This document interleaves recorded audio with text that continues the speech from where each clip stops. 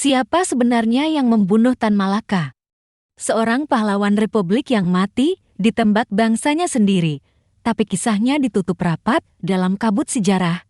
Tan Malaka selalu jadi sosok berlapis.